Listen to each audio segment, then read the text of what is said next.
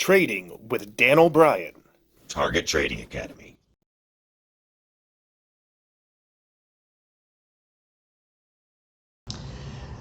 All right, now we get into the three main algorithms. And since we are on the bar chart, let's go ahead and start with what we see up here. The gold dashed bands are a machine learning algorithm. So it's taking in a great deal of information. It's calculating the different support and resistance vectors based on the algorithm, and it is predicting the high and low of each bar. And then the purple line would be the mean of that prediction, which of course is, if it's pointing up, it's giving us the direction the market should go up with a range around that predicted direction.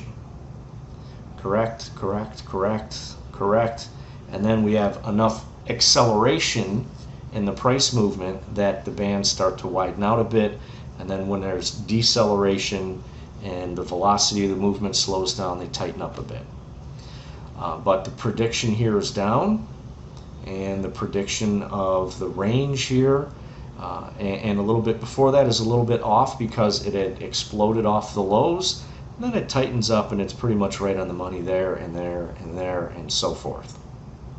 Okay, so again, it's predicting the direction of the market movements, and it is predicting the range of the bars. Pretty good information to have, I might say. And before we leave, and I actually should have mentioned this before we went into the most important one on the bar chart, which of course is that, again, that machine learning algorithm, the horizontal bars. So you see the horizontal lines are red on the way down, and then when the price trades through it, they are blue and going up. That is simply an average true range trailing stop.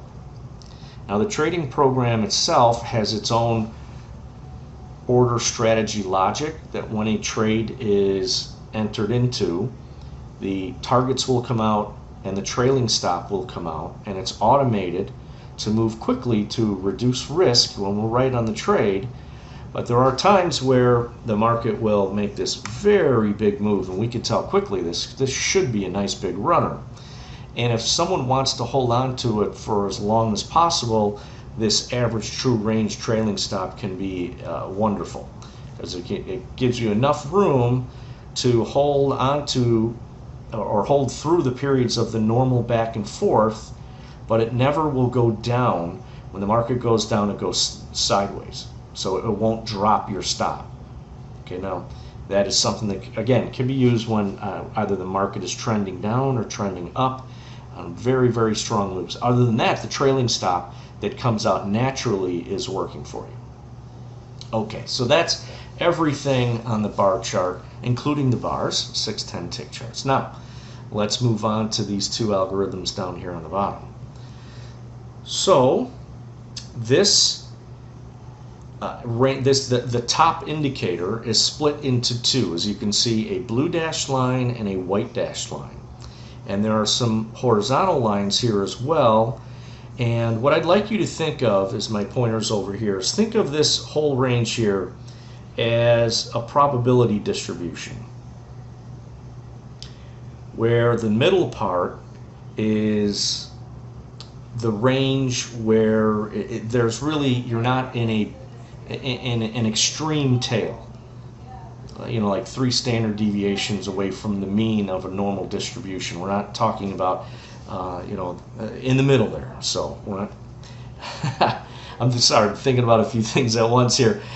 So that's the middle, where I would say the probability of a big move up or a big move down, of course, is normalized. It's not there. And speaking of a tail, I mentioned a moment ago, when we get up into this extreme, that is telling us that the buyers are at the extreme level.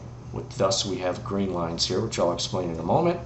And when it's way down in the red, the sellers, or the algorithm rather, is telling us that the sellers in the market are pretty extreme, and therefore we would say that the probability of the market dropping is higher than it otherwise would be. So what do the colored horizontal lines mean? So the light green line here represents 75% bullishness. The dark green line is 90% bullishness. And you could probably imagine that the colors below are the exact opposite. 75% bearish, and then the dark red line is 90% bearish. Okay.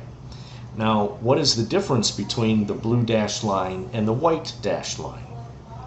Well, the blue dashed line, as you can see, under most circumstances, maybe not here on the left, but in most circumstances is going to move a lot faster than the white dashed line. And the reason for it is that the algorithm is measuring the trades done by what you would call the very fast high frequency traders. Those that are trading, maybe there are many different ways that they trade. There's not just one way, but they can trade, let's say, 100 lot trade, and they have an algorithm that will slice and dice it into many different sizes to try and hide what they're doing from other traders, other algorithms, and so forth. But they're going to take that or make that trade get executed very, very quickly. It could be a 1 lot, 5 lot, 3 lot, 1 lot, 6 lot, 8 lot, and back to a bunch of ones. And all of that gets done in a second or less, depending, of course, on the overall volatility of the market. But it's going to happen quickly. So I call the blue dashed line the short-term informed traders being high-frequency traders. And very often, the blue dashed line, that type of trader, is looking to spark runs of, if the market dropped, there could be a fairly good level of resistance, and they want to run stops above that level. And when it's really bearish, they want to run stops below a support level. So they're just long liquidation and short covering. That's generally their job. That's the way I explain it. And we see that the breakout under the white Donchian channel, stops being hit, market balances a bit, a little bit lower balances and so forth, and then suddenly they start buying it big time right here, and they're at, and this is here is a 62% bullish, and the price is hardly off the bottom, and then it goes to 75 and 90%, and clearly, as you can see, the market is now trending to the upside. Now the white dashed line usually doesn't move as quickly as it does over here on the left. This is far more normal that we see here. Now the white dashed line represents larger size traders, and I liken them to electronic market makers. And these market makers, not only do they have their own electronic algorithms when they're buying the bid and selling the ask, but they can also build a position size over time. So they can make money on the spread, but their algos could say, you know what, we want to lean on the sell side and we'll build a position on the way down, and when things that don't look like they're going well for us, well, there could be several things. We've made enough money, or it's slowing down too much, the algorithm says that the price action is going against us too quickly, clearly they're going to buy back their positions, and they're still going to make the market, but they're going to make the market and lean on the long side. And since it normally takes a lot longer than what we see back here, this is frankly is really surprising, and what you would learn in our Carnac trading room is that that's a tell, like look out, the market should be moving down very quickly, because this is more normal. And when it peeks its head out of the very strong bearish zone and the short terms are already bullish, then that's already telling us that they're changing their larger position from short to long, and we should really be active on the long side. Again, details like that will be in the Carnac trading room.